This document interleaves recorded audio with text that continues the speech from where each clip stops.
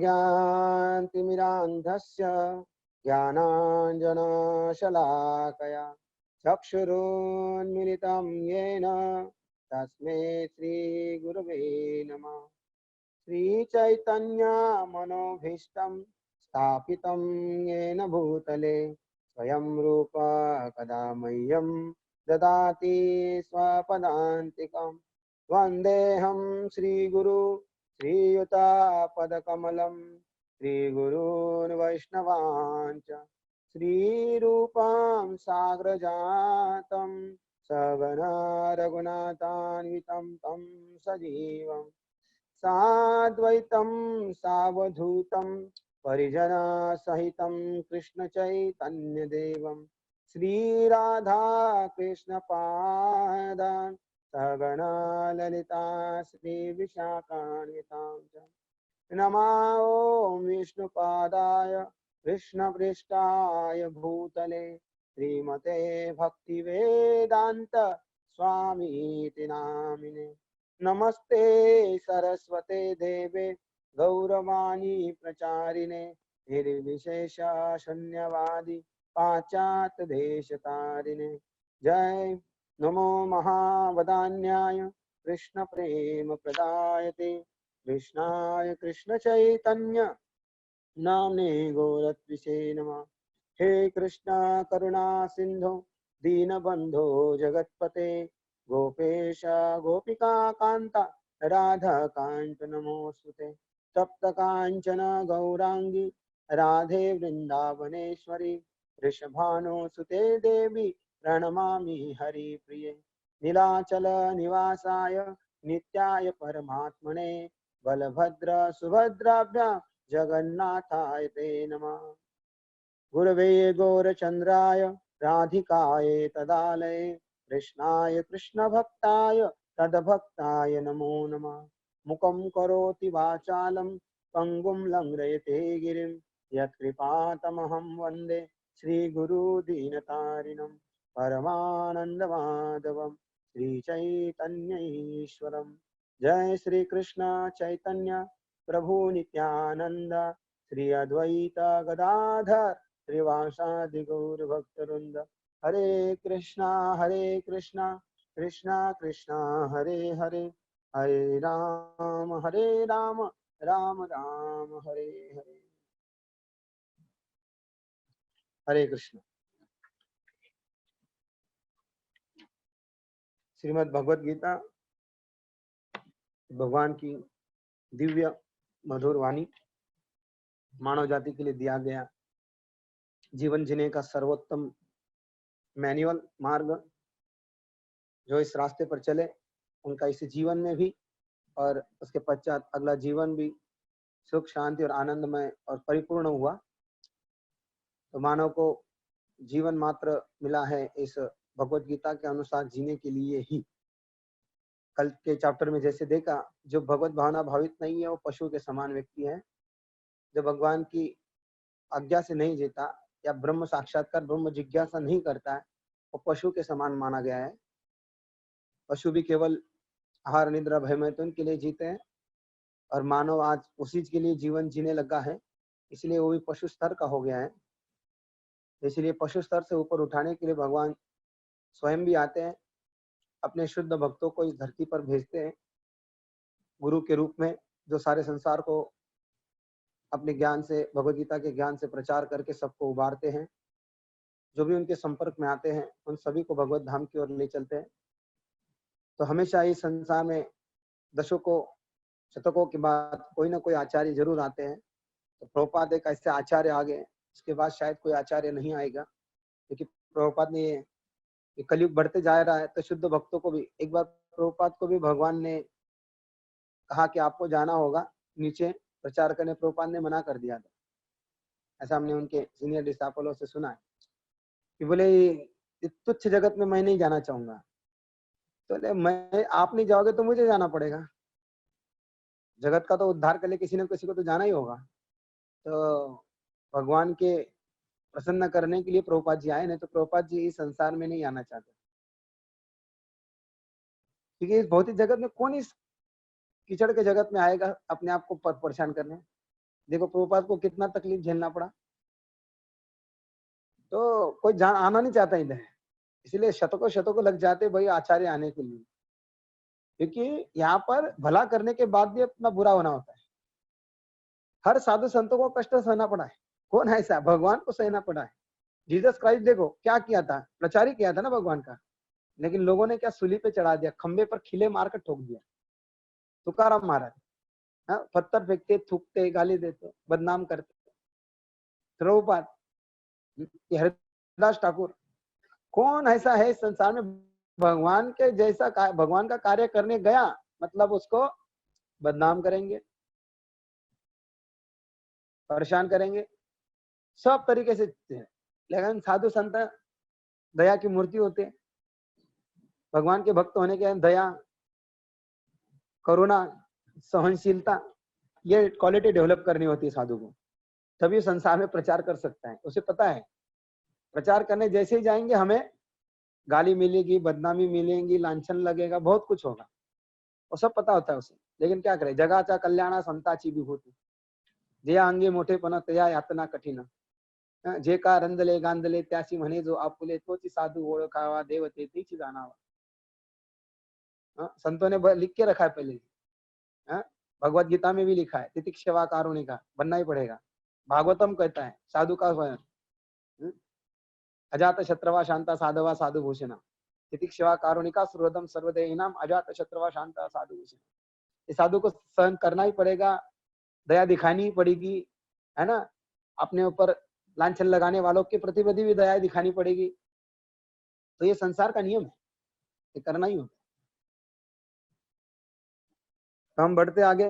कल हमने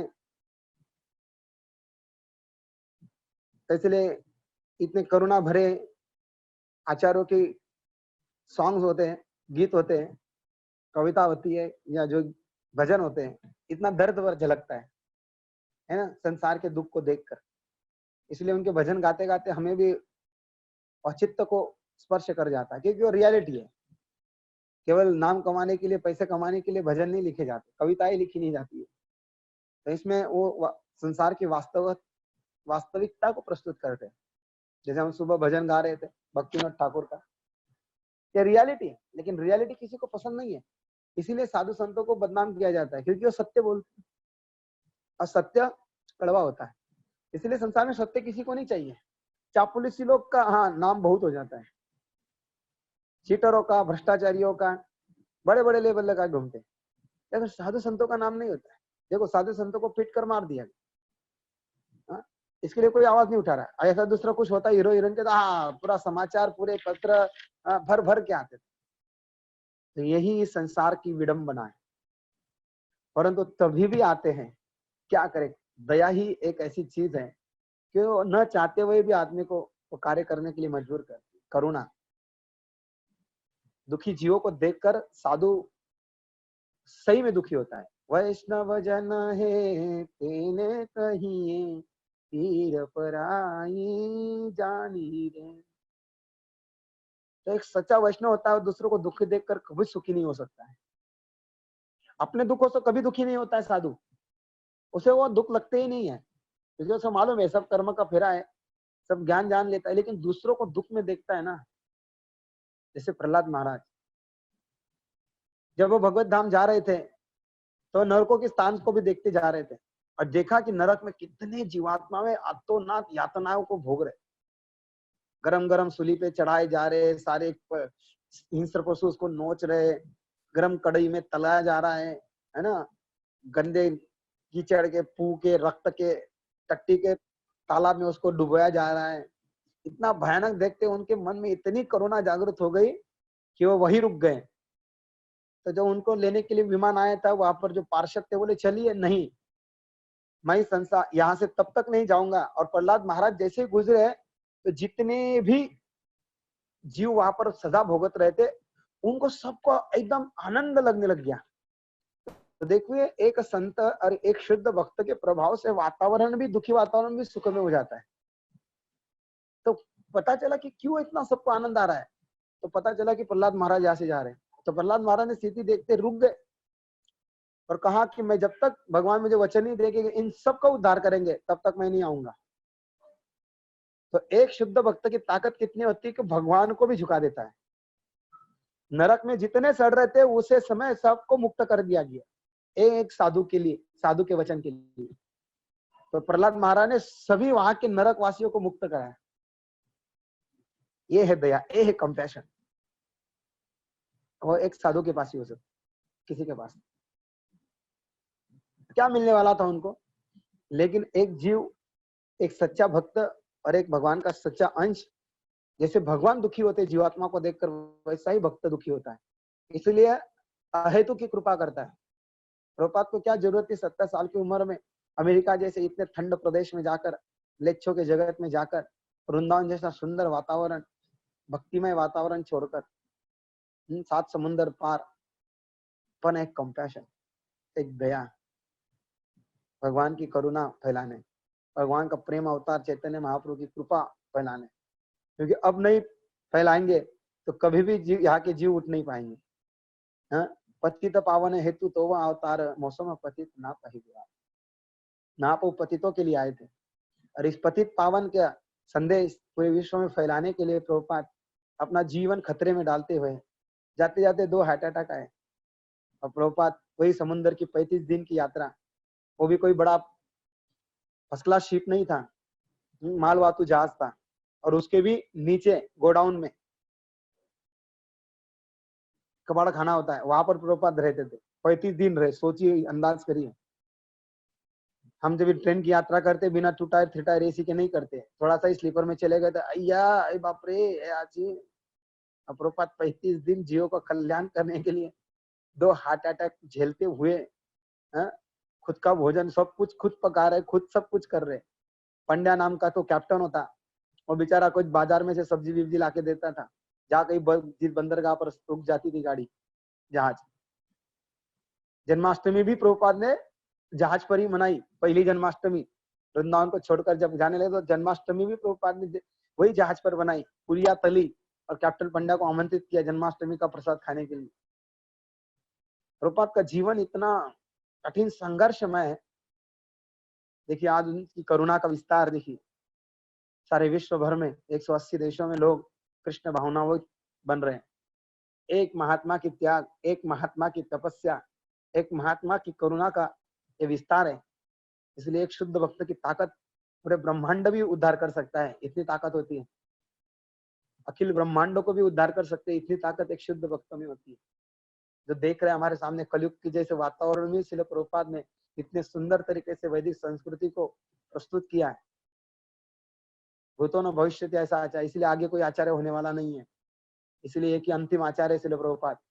इसके बाद कोई आचार्य धरती पर आने वाला नहीं, क्योंकि प्रभुपाद ने संस्था ऐसी बनाई है, आने वाले 10,000 ईयर्स, 10,000 सालों तक ये संस्था चलने वाली है। प्रभुपाद की भविष्यवाणी, प्रभुपाद का कोई वाक्य झूठा नहीं होता है, क्योंकि साधु की वाणी वेदों की तरह एकदम दिव्य होती है।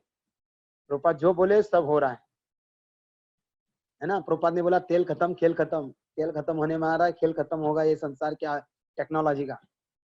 हाँ, इसलिए आप अभी से आदत डाल दीजिए वैदिक संस्कृति का पालन करने का, चूल्हे पे बनाने का, है ना। गांव का जो याद करिए पुराना 20 साल 30 साल 40 साल पहले का जीवन, वही जीना है अभी। हाँ, back to home, back to pavilion, हमारे वास्तविक संस्कृति पे आना होगा अभी, है ना। ये चकाचौंध भरी शहरों की दुनिया, है ना, कुछ काम की नहीं है, धरी की धरी रह गई अभी सब।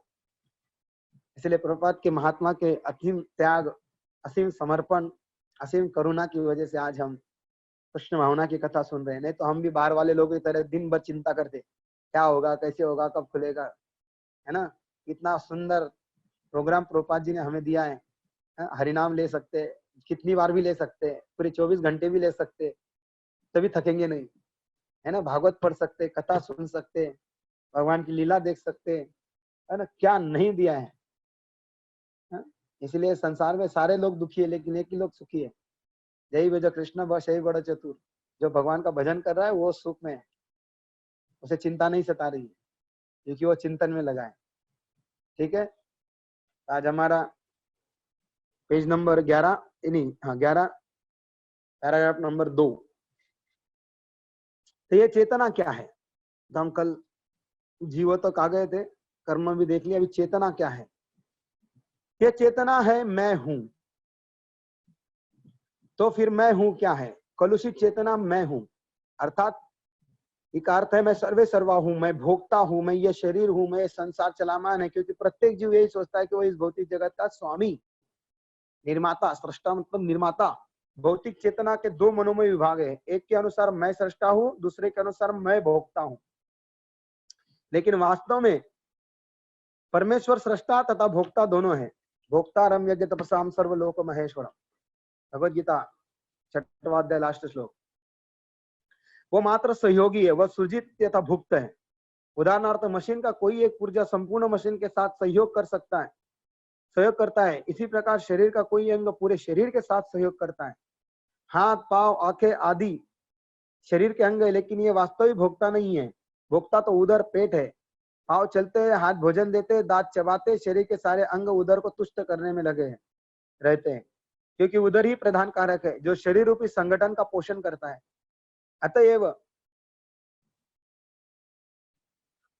अतएव सारी वस्तुएं उदर को दी जाती है। जिस प्रकार जड़ की सींच कर वृक्ष पोषण किया जाता है, उसी तरह उदर का भी भरण करके शरीर का पोषण किया जाता है। क्योंकि मैसेज भेजा किसी ने,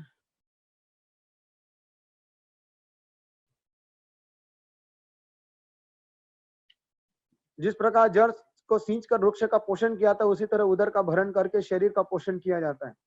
क्योंकि यदि शरीर को स्वस्थ रखना है तो शरीर के सारे अंगों को उदर पूर्ति से सहयोग देना होगा।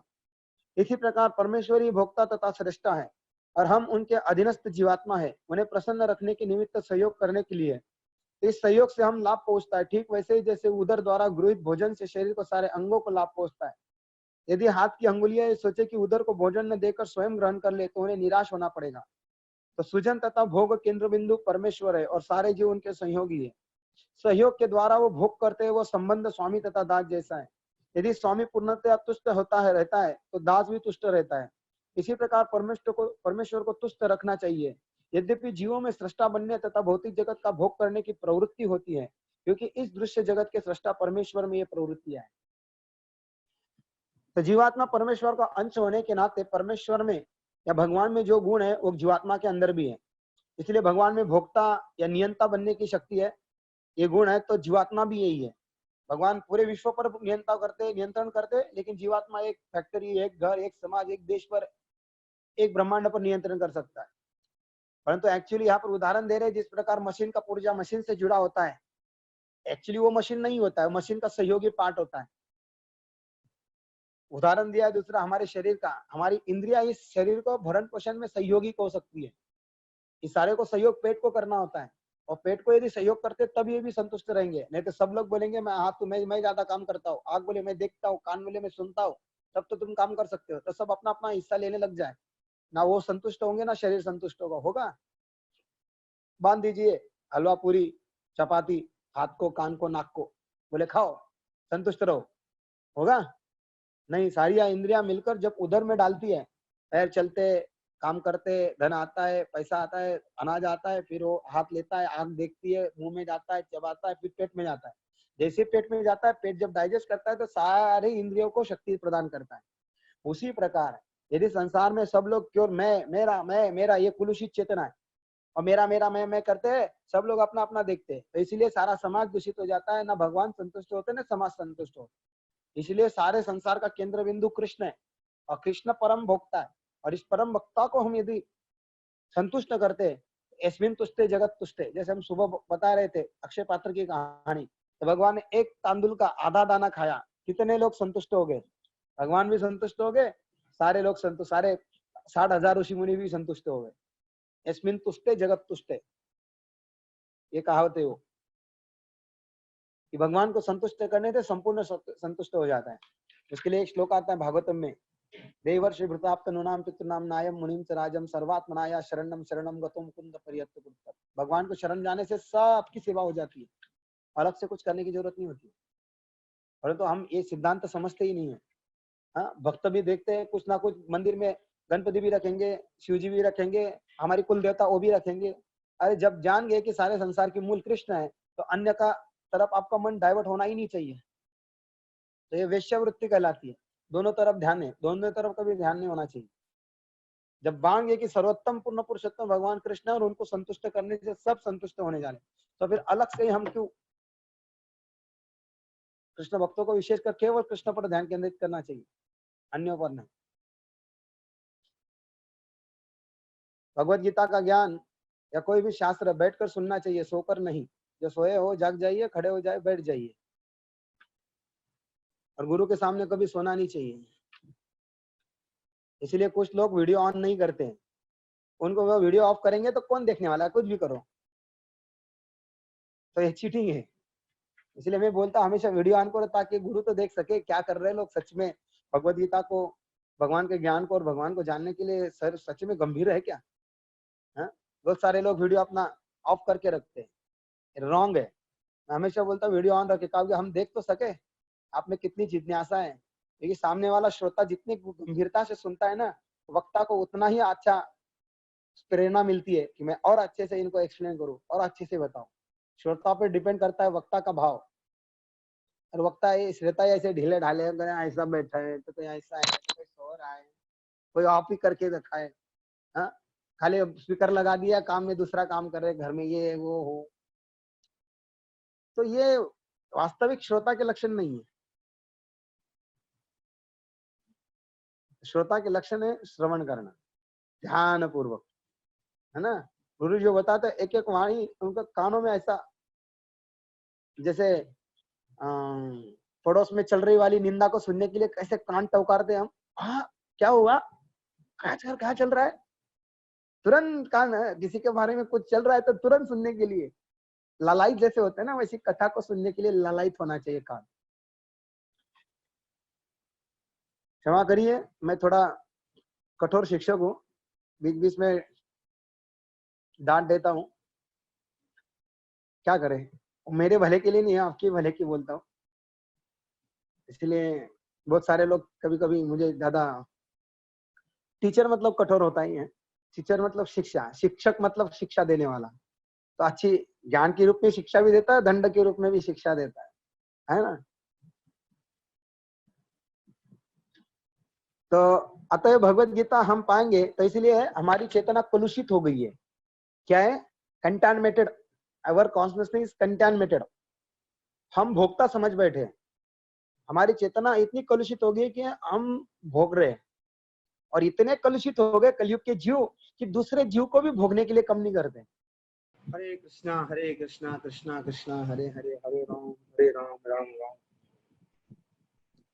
तो हमारी चेतना इतनी कलुषित हो गई है, इसलिए भगवान कहते हैं ये चेतना को शुद्ध करना है। चेतो दर्पण मार्जनम, चैतन्य महाप्रभु ने केवल 8 श्लोक दिए, उसमें पहला ही श्लोक हमें समझा रहा है, चित्त रूपी दर्पण को साफ करो। जितना जल्दी जल्दी साफ करेंगे, उतना जल्दी जल्दी आप इस वैदिक संस्कृत, भगवत गीता ज्ञान या भागवतम को जल्दी जल्दी अंडरस्टैंडिंग कर पाएंगे और जीवन में उतार पाएंगे। हमारी चेतना को साफ करना ये पहला कर्तव्य हमारा। आवाज आ रहा है ना? हरे कृष्णा। तो ये चेतना को शुद्ध, तो कंटामिनेटेड चेतना का पार्ट बताया कि हम भोक्ता समझ बैठे, मैं कंट्रोलर, मैं नियंता, मैं हूँ स्वामी। इस स्वामित्व का भाव जागृत हो गया, ये सबसे बड़ी कंटामिनेटेड है। बाकी तो पाप करने की प्रवृत्ति से कंटामिनेट तो ठीक है, लेकिन सबसे बड़ा कंटामिनेशन ये है कि सबको स्वयं स्वामी समझना। लेकिन वास्तविक स्थिति हमारी दास की। आगे बोलते हैं, अतः भगवत गीता हमें आएंगे कि परम पूर्ण, परम नियंता, नियंत्रित जीव, दृश्य जगत, शाश्वत काल तथा कर्म सन्निहित है, और इन सब की व्याख्या इस मूल पाठ में की गई है। ये सब मिलकर परम पूर्ण का निर्माण करते हैं, और यही परम पूर्ण परम सत्य कहलाता है। यही परम पूर्ण तथा परम सत्य पूर्ण पुरुषोत्तम भगवान श्री कृष्ण है। सारी अभिव्यक्तियां उनकी विभिन्न शक्तियों के फलस्वरूप यही परम पूर्ण है। इसीलिए ईशोपनिषद का पहला मंत्र है ईशो स्तुति, पूर्णमिदं पूर्णात् पूर्णमुदच्यते पूर्णस्य पूर्णमादाय पूर्णमेवावशिष्यते। भगवान स्वयं पूर्ण है, उनसे अनंत कोटि ब्रह्मांड भी निकल जाए तभी भी वो पूर्ण है। ऐसा नहीं कि चला गया तो खाली हो गए, जैसे हमारा बैंक बैलेंस खाली हो गया तो हम एज इट इज रहेंगे क्या? नहीं, कंगाल हो जाएंगे। लेकिन भगवान से कितना भी सृष्टि सृजित होने दो, भगवान पूर्ण है, वो कभी अपूर्ण नहीं हो सकते। उदाहरण दे, दीपा चिरे वही दशांतरमा भूपेत्य। भाई ठीक नहीं, आवाज नहीं आ रहा है? हरे कृष्णा, आवाज आ रहा है ना मित्रविंदा? ओके। दीपार्चिरे वही दशांतरमा भूपेत्य, दीपायते विवृत हेतु समान धर्म, यस्ता ध्रुवे वही च विष्णुतया कलाभि, गोविंदमादि पुरुषम तमहम भजामि। ब्रह्मा जी कहते दीपार्चिरे वही दशांतरमा भूपेत्य। दीप ये संसार में पहला कैंडल है, और उस कैंडल से हजारों कैंडल जला लीजिए, पहला कैंडल खत्म समाप्त हो जाएगा क्या? नहीं, वो वैसे ही जलता है। उसी प्रकार सृष्टि का आद्य पुरुष भगवान कृष्ण पूर्ण है, और हम सब उन्हीं से निकले। हम सर्वस्य प्रभो मत्त सर्व प्रवर्तता इति मत्वा भजन्ते मां बुधा भाव समन्विता। भगवान बोलते मेरे से ही हम सर्वस्व प्रभो, मैं सबका उद्दाता हूँ, मेरे से सब कुछ निकला है। कोई भी चीज भगवान के बिना नहीं है, किसी भी चीज का अस्तित्व कृष्ण के बिना नहीं है। अणु से लेकर रेणु से लेकर कण से लेकर हर चीज के पीछे भगवान के कार्य होते। हम सोच रहे मूर्खता के कारण, कंटेनमेंटेड चेतना के कारण, मैं मेरा मैंने किया।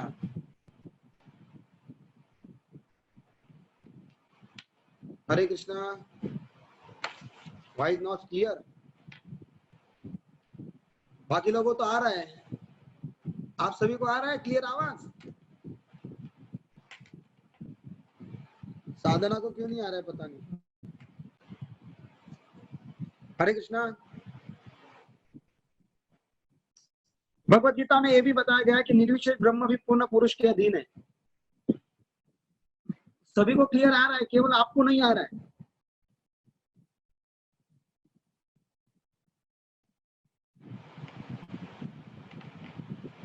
हरे कृष्णा।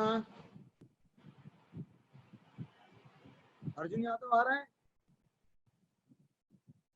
क्लियर है? बाकी लोगों को क्लियर है? आप लोगों को क्लियर है? आपके तरफ इंटरनेट का प्रॉब्लम हो सकता है।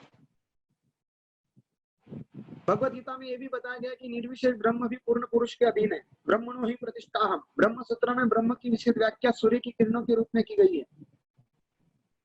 निर्विशेष ब्रह्म भगवान का प्रभामय किरण समूह है। निर्विशेष ब्रह्म पूर्ण ब्रह्म की अपूर्ण अनुभूति है। और इसी तरह परमात्मा भी की भी धारणा है। इसी तरह परमात्मा की धारणा भी है। 15वें अध्याय में ये देखेंगे कि भगवान पुरुषोत्तम इन दोनों निर्विशेष ब्रह्म तथा परमात्मा की आंशिक अनुभूति से बढ़कर है। तो जो ब्रह्म है, जो मायावादी का लक्ष्य है कि भगवान कैसे है या सुप्रीम पर्सन कैसा है, ब्रह्म है, ये निर्विशेषवादियों का कहना है। लेकिन ये अपूर्ण है, भगवान की अपूर्ण है, पूर्ण अनुभूति नहीं है। क्योंकि ब्रह्म तो भगवान से निकला हुआ प्रकाश है, कृष्ण से निकली हुई ज्योति है जो ब्रह्म के रूप में दिखाई देती है। मतलब प्रकाश केवल, जिसका कोई आकार नहीं होता है। तो इसीलिए तथाकथित तत्वज्ञानी निर्विशेषवादी मायावादी लोग निष्कर्ष निकालते कि भगवान एक ज्योतिमय स्वरूप है और उस ज्योति में हमको मिल जाना है। इसको सायुज्य मुक्ति बोलते हैं, भगवान में विलीन हो जाना। क्योंकि यह निष्कर्ष निकालते हैं कि शरीर ही दुख का कारण है, शरीर के कारण ही सब कष्ट निर्माण होते हैं, शरीर के कारण ही रोग होते हैं, शरीर का कारण ही मृत्यु होती है, शरीर ही जन्म लेता है। तो शरीर ही दुख का कारण है, इसलिए शरीर नहीं चाहिए। इसीलिए वो कल्पना ही कर सकते कि आध्यात्मिक जगत में दिव्य शरीर हो सकता है। उनको लगता है कि शरीर मतलब दुख का साधन, इसलिए शरीर नहीं चाहिए। आत्मा ज्योति है, ज्योति में मिला देंगे। मैं परमात्मा सोहम अस्मि, मैं परमात्मा में मिल जाऊंगा, हमेशा के लिए सुखी हो जाऊंगा। लेकिन जीवात्मा का अस्तित्व अलग है। वो जबरदस्ती परमात्मा में मिलना चाहते तो परमात्मा मना नहीं करता है, आप जा, लेकिन वो अपना अस्तित्व खो देता है। लेकिन भक्त कभी भी मुक्ति की प्राप्ति नहीं चाहते। आगे लिखते, पूर्ण पुरुषोत्तम इन दोनों निर्विशेष ब्रह्म तथा परमात्मा की आंशिक अनुभूति से बढ़कर है। भगवान को सच्चिदानंद विग्रह का है, विग्रह अर्थात व्यक्ति। और कैसे? सच्चिद आनंद, इन तत्वों, तीन तत्वों से बना है, जिस तत्व से आत्मा बना है। अनादिरादिर गोविंदम सर्व कारण कारणम, गोविंद या कृष्ण सभी कारणों के कारण है। इस संसार में जितना जो भी कुछ आपको दिखाई दे रहा है, इस संसार से परे जो भी कुछ है, सब कुछ के कारण कृष्ण है। उनके बिना कुछ भी घटित नहीं हो सकता है। इसलिए बोलते ना, भगवान की इच्छा के बिना पत्ता भी नहीं हिलता है। संसार में कोरोना फैल रहा है, इसके पीछे भी भगवान की इच्छा है। इसके पीछे भी भगवान की इच्छा है, और भगवान की इच्छा बिना नहीं हो सकता है।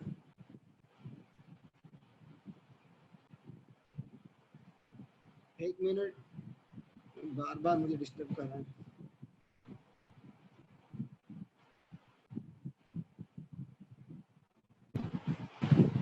हरे कृष्णा कृष्णा कृष्णा हरे हरे।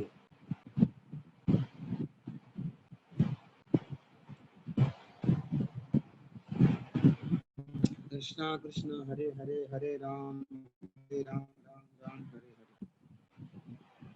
तो सर्व कारण कारण है, हर चीज का कारण है। यहाँ की जितना भी आपको जो भी वस्तु देते हैं, इसके पीछे क्रिएशन भगवान का है। जिस प्रकार उदाहरण देते हैं कि मोतियों की माला, भगवत गीता में उदाहरण दिया भगवान ने कि ये मोतियों की माला है, देखिए मेरे गले में है ना, जैसे आपके गले में भी होगी।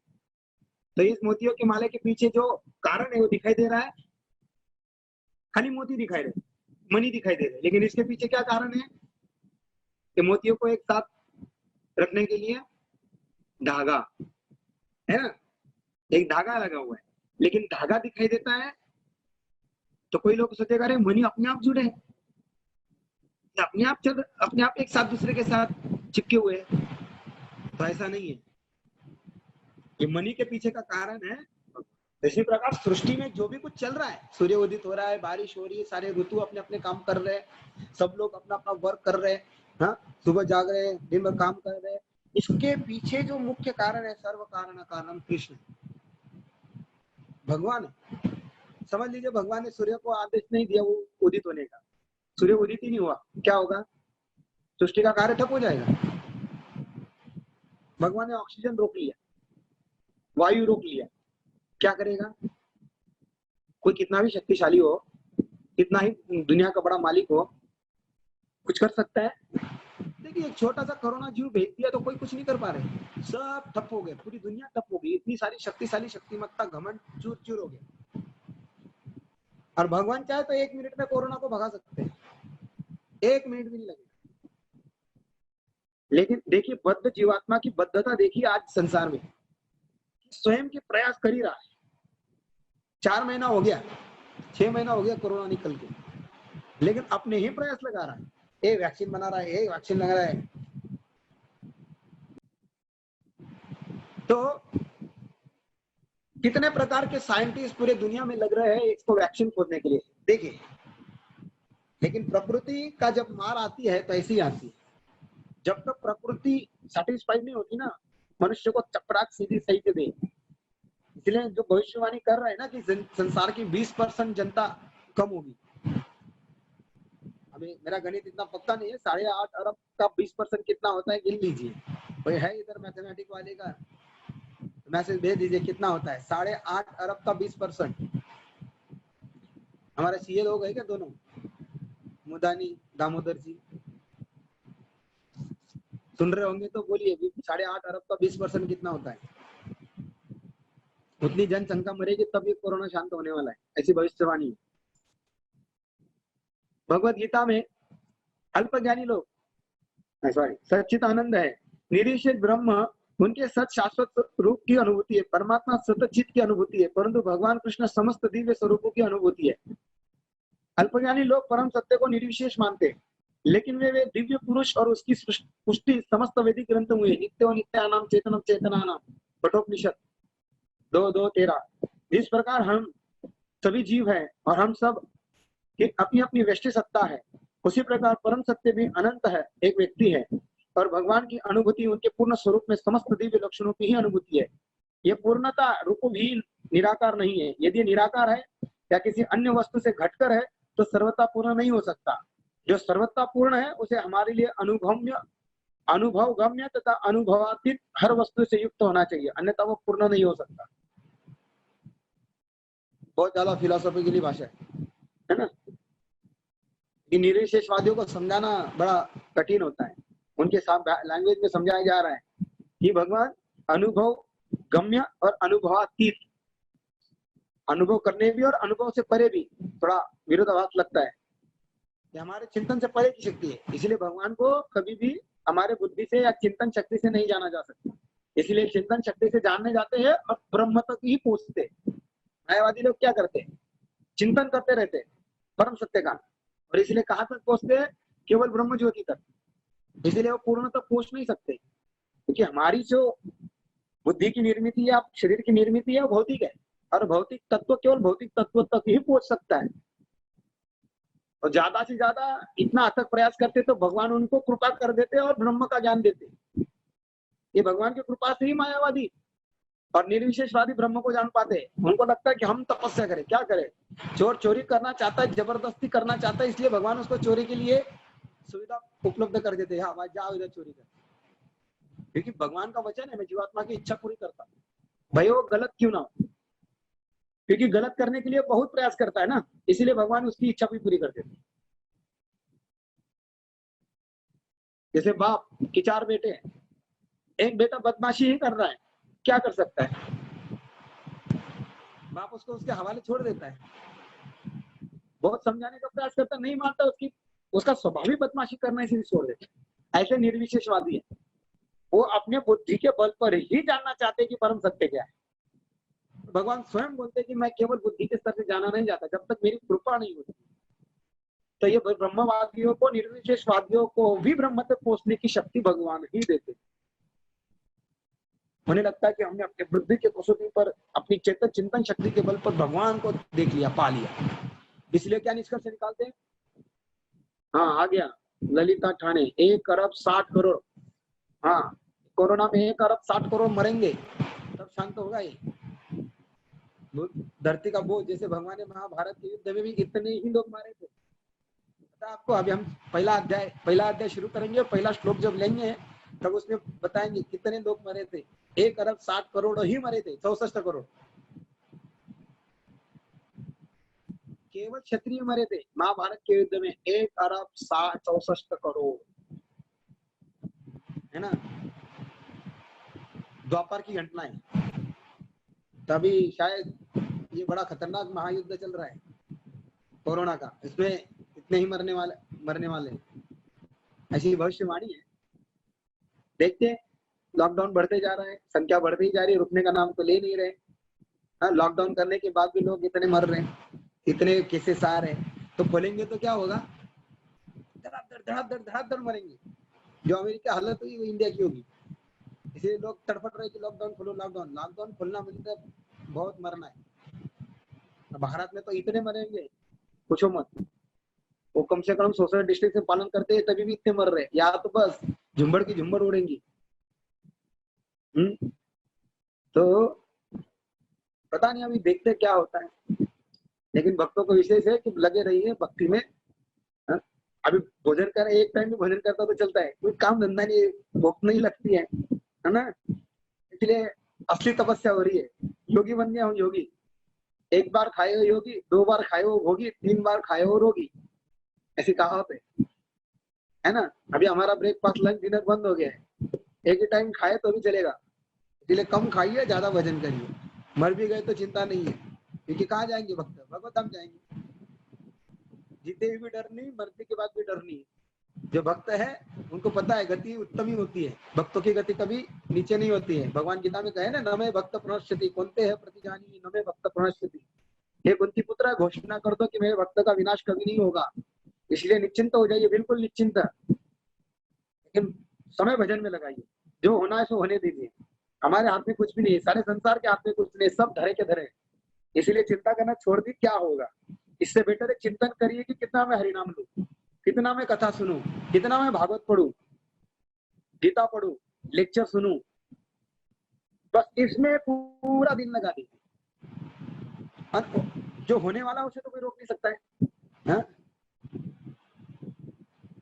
और रोक सकता है तो वो केवल भगवान रोक सकता है, मानव के हाथ में तो बस ये बात निकल गई है। जो भी थोड़े मोटे प्रयास कर रहा है, उस प्रयास से भी तो घटना हो नहीं पा। जो प्रयास कर रहा है उससे केवल वो कितना प्रयास कर रहा है, गवर्नमेंट कब से बोल रहा है लॉकडाउन रहे, सुरक्षित रहिए, लेकिन लोग मरते ही जा रहे हैं। हाँ, संख्या बढ़ती जा रही है, कितनी हो गई, 27,000 बढ़ गई। तो हमारे चाहने से कुछ नहीं होने वाला है, इसलिए भक्तों से निवेदन है कि भजन में लग जाइए पूरी 24 आवर्स। जब खुलेगा तब खुलेगा, कोई चिंता नहीं। भजन करने वालों को भोजन की कमी नहीं होती है, ये तो मालूम है कि नहीं? इतना तो विश्वास है ना, है ना? हाँ, भगवान ने बोलता है ना, अनन्या चिंतयन्तो मां ये जना परिपासते तेषां युक्तानां योगक्षेमं वहाम्यहम्। मैं तुम्हारा जीवन के लिए आवश्यक उसको सप्लाई करूंगा, जो है उसकी रक्षा करूंगा, तो क्यों डरने का? भगवान ने वचन दिया तो चिंतन में लग जाओ। हाँ, डोंट वरी भी आपकी, चाहे हरे कृष्णा भी आपकी। हरे कृष्णा।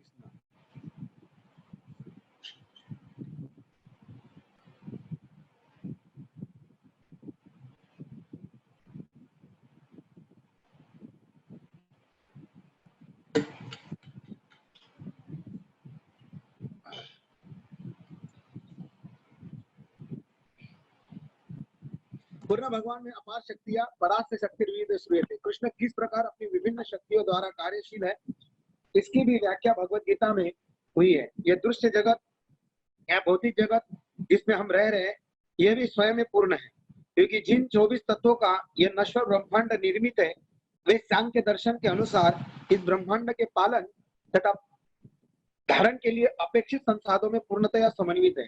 इसमें न तो कोई विजातीय तत्व है, न किसी की आवश्यकता है।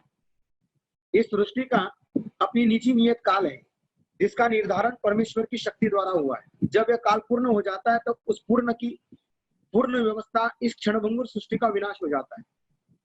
तो तथाकथित लोग बीच बीच में बोलते रहते हैं, अरे प्रलय होगा, 2012 में सृष्टि पूरी डूब जाएगी, अरे कोरोना आ गया, सारा संसार मिट जाएगा। ऐसा कुछ होने वाला नहीं है। संसार के भगवान ने सारे 14 मनुओं की रचना पहले से कर दी गई है। कौन से समय में क्या होने वाला है पहले ही निर्धारित है। हमारे और आपके और वैज्ञानिकों के कहने से कभी भी सृष्टि का परिवर्तन नहीं हो सकता। भगवान की इच्छा से ही इसका सृजन, भगवान की इच्छा से ही इसका निर्माण होता है। तो सृष्टि का प्रलय कब होगा वो सब लिखा हुआ है ना। तो भगवान की ही इच्छा से सारा प्लानिंग होता है, केवल आज का नहीं, आने वाले 14 मनु के कालों तक सारी सृष्टि की रचना में कौन कौन क्या क्या होने वाला है सब कुछ लिखा हुआ है। भागवतम पढ़ेंगे आप, मनवंतरा ईशानु कथा, भागवत के 10 सब्जेक्ट है। मैं वो भी शुरू करने वाला था, लेकिन बड़ा घन विषय हो। भागवत के शब्द है, अत्र सर्ग विसर्ग च स्थान पोषण होते हैं मनवंतरान ईशान। मनवंतर जो टॉपिक आता है 5वें 6ठे उसमें, तो मनवंतरों की पूरी संख्या दी हुई है। कितने मनवंतर है, कितने मनवंतर में कितने ऋषि मुनि सप्तर्षि बनेंगे, कितने कौन इंद्र बनेगा, कौन चंद्र बनेगा, इस सृष्टि के आरंभ में कितने राजा और राज्य करेंगे, इसका परफेक्ट प्लानिंग दिया गया है। इसलिए हम कुछ भी सोचे उससे नहीं होता है, आपनी सोचो होता नहीं, प्रभु सोची तत्काल। इसलिए शास्त्र का ज्ञान हमें लेते रहना चाहिए। तथाकथित न्यूज चैनल, कॉमिक्स, उपन्यास, ये दुनिया भर की फालतू किताबें पढ़ते रहते हैं, और शास्त्र में इतनी परफेक्ट सटीक और पूर्ण ज्ञान दिया हुआ है, उसे लेना चाहिए। दुनिया भर का व्हाट्सएप वीडियो सब फिर बंद कर देना चाहिए। तो मेरा जीबी खत्म होने में आ गया है, ओनली 10 MB बाकी है। जितना हो सके उतना कर दो, क्योंकि आज श्रीमद् भागवत की कथा थोड़ी लंबी चली गई, 10-15-20 मिनट ज्यादा हो गया, 15-20, तो 10 मिनट बाकी है।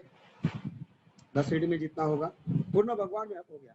सारा वैदिक ज्ञान अमोघ है, देखिए अच्युत है, वो कभी नष्ट नहीं होता है। वैदिक ज्ञान जो है सृष्टि के आरंभ में जो था आज भी वही है, इसमें कोई परिवर्तन नहीं होता है। ये परफेक्ट नॉलेज है। इसलिए हम दुनिया भर के कचरा पूरा कचरा, विशेष कर न्यूज़पेपर, कली पुराण, असली पुराण तो पढ़ते नहीं, भागवत पुराण और कली पुराण पढ़ते, और ये कली पुराण में सब गंदी बातें होती। तो अमोघ और अच्युत है, और हिंदू इस ज्ञान को पूर्ण तथा अमोघ मानते हैं। उदाहरणार्थ गोबर पशुमल है, और स्मृतियां वैदिक आदेश के अनुसार यदि कोई पशुमल, अगर पशु को टट्टी को स्पर्श करता है तो उसे शुद्ध होने के लिए स्नान करना पड़ता है। लेकिन गाय को गोबर को उलट हवा हमको शुद्ध करता है। गाय का गोबर, गाय का मूत्र हम स्पर्श करते तो कोई स्नान करता देखा है? भारत में तो कोई नहीं करता है। हाँ, विदेश में क्या ठीक तो स्नान करें, गाय को हाथ लगाते, लेकिन भारत में कभी नहीं। गाय को तो उलट उसका गोबर अच्छे से लेपते हैं, यज्ञ कुंडों को लगाते हैं। घर में भी, गांव के घरों में क्या करते हैं, गाय का गोबर पूरा घर लेप देते हैं, हम यहाँ तो बड़ी बड़ी स्टाइल लगाते हैं और उसको बड़े बड़े फिनाइल डाल के धोते हैं। गांव में थोड़ी ये सब करता है। और फिनाइल डालने के बाद भी कॉकरोच भटकते हैं, चींटियां भटकती है। गांव में देखिए गोबर लगाने के बाद एक चींटी भी नहीं, एक कॉकरोच भी नहीं आता है। हमने खुद अपने जन्म गांव को देखा है। रोज गाय के गोबर से मस्त घर को पवित्र पवित्र हो जाता है। इसलिए गाय का गोबर शास्त्र का कथन है, इसलिए शास्त्र पूर्ण है। वैज्ञानिक को भी नहीं माना रिसर्च करके कि गाय का गोबर और गाय का मूत्र अत्यंत पवित्र है, इसमें रोग प्रतिकारक कीटाणुनाशक शक्ति है। तो आगे, लेकिन वैदिक शास्त्रों में गोबर को पवित्र करने वाला माना गया है। इसे विरोधाभास कहा जा सकता है, लेकिन यह मान्य है क्योंकि यह वैदिक आदेश है। इसमें संदेह नहीं कि किसे स्वीकार करने पर किसी प्रकार की त्रुटि नहीं होगी। अब तो आधुनिक विज्ञान द्वारा यह सिद्ध किया जा चुका है कि गाय के गोबर में समस्त कीटाणुनाशक गुण पाए जाते हैं। देखिए यह भी लिखा है, अतः गाय के गोबर में संपूर्ण कीटाणु है। इसलिए जहाँ गाय का गोबर का लेप होता है ना, वह कॉकरोच, चूहे, आपकी चींटियां, ये सारे कीटाणु कभी घूमेंगे नहीं, वायरस भी नहीं आएगा वहां पर। जिस घर को पूरा लेप दीजिए गोबर से, वह विषाणु भी प्रवेश नहीं कर सकता है। इतनी प्योरिटी गाय के गोबर में, इतनी पावरफुल है। इसलिए भारत की संस्कृति देहात की संस्कृति है, परिपूर्ण संस्कृति है। वहां ना कभी कचरे का झमेला होता था, ना प्रदूषण होता है, ना कंटामिनेशन आता है, शुद्ध। इसलिए भगवान गाय के रखवाले, गाय का पालन करता है। उनका मेन बिजनेस गाय गोचारण है। अतः वैदिक ज्ञान पूर्ण है क्योंकि ये समस्त संशयों और त्रुटियों से परे है। भगवत गीता समस्त वैदिक ज्ञान का सार है। इसलिए भगवत गीता पढ़ते रहना चाहिए, संपूर्ण ज्ञान इसमें। भले ना शास्त्र, भगवत गीता, भागवतम, चैतन्य चैतन्य, ये तीन शास्त्र पूरी जिंदगी भर बार बार पढ़ते रहेंगे। और एक बार इसका रस आ गया ना तो आप उसको छोड़ेंगे ही, घंटों घंटों पढ़ते रहेंगे। इतना ये वैदिक ज्ञान मस्त है, सुपर है, परफेक्ट है।